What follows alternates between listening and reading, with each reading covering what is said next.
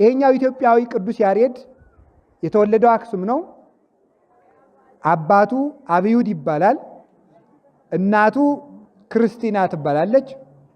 እነዚህ እናትና አባቱ ወልደውት በ505 ዓመተ ምህረት ነው የተወለደው። ከዚያ በኋላ በዲቁና ዘመኑ ምስጢር ተገልጦለታል። ታዲያ ለምንድን ነው ያሬድ የተባለ ሲባል ያኛው በስድስተኛው ትውልድ ሰዎች ወረዱ። ቅዱስ ያሬድ ደግሞ በስድስተኛው መቶ ክፍለ ዘመን ዜማ ወረደ። ስለዚህ ምን ተባለ? ያሬድ። እነዚያ ሰዎች ወደ ውርደት ነው የወረዱ። እሱ ግን ከሰማይ ምስጢር፣ ትምህርት፣ ዜማ፣ ስርዓት ስላወረደ ያሬድ የተባለበት ምክንያት ከዚህ የተነሳ ነው። ቅዱስ ያሬድ ሌላም የስሙ ትርጓሜ ያለ ልነግራችሁ ነው። አክሱም ተወልዶ አጎቱ የእናቱ ወንድም ማለት ነው ጌዲዮን ይባላል። አስተምርልን ብለው ሰጡት። ትምህርት እምቢ ብሎት ነበረ፣ እንደምታውቁት ነው። ትምህርት እምቢ ብሎት ሳለ ምን ያደርጋል?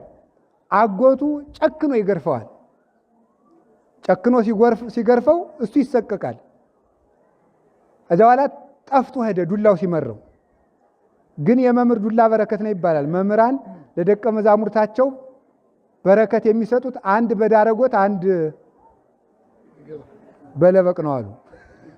በዚያ በኩል በረከት ይሰጣሉ ይባላል። ዳረጎት ከተሰጠም ሳያውቀው አሁን አንዳንዱ የታወቁ መምህራን ነው የነገሩኝ ትልልቅ አባቶች። አንዳንድ ደቀ መዝሙር እንዲያው ምኑን ጠጥቶ ነው ይባላል አሉ። ግን አንድ ቀን መምህሩ ዳረጎት ሲሰጠው ሳያውቀው በረከት በዚያ ገብቶ ነው ይባላል። በዚያም በልኩ የግድ እንጨት ቀጥቅጦ የጠጣ ብቻ አይደለም፣ በዚህም ሊቅ ይኮናል ማለት ነው። ያኛውም እንዲያውም አእምሮ ይነሳል። ስለዚህ ቅዱስ ያሬድ እየተገረፈ ሲሰለቸው ሄደ። ወጥቶ ሲሄድ ማይኪራህ የምትባል ቦታ ሲደርስ እኔም አይቻታለሁ ቦታይቱን። አክሱም ወጣ ብላ ነው ያለች። አንዲት ዛፍ ናት፣ ተስሯ ውሃለች።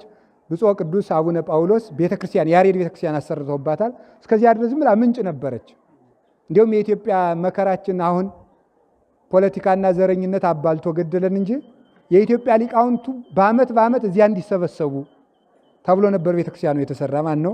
እግዚአብሔር ያንን ቀን ይመልስልን። እዚያም ሄደን እንድናመሰግን ሌሎችም እዚህ መጥተው እንዲያመሰግኑ ማለት ነው። አሁን እዚያ ሲኬድ እዚያች ቁጭ ብሎ ስል ዛፊቱ ዛሬም አለች። አንድ ትል ወደ ላይ ትወጣለች ፍሬ ለመብላት፣ ዙራ ዱብ ትላለች፣ ትወጣለች፣ ዙራ ዱብ ትላለች፣ ትወጣለች፣ ዙራ ዱብ ትላለች። 6 ጊዜ ወደቀች። 6 ጊዜ ወደቀች። በሰባተኛው ተምጠርጥራ ወጥታ ፍሬዋን ስትበላያት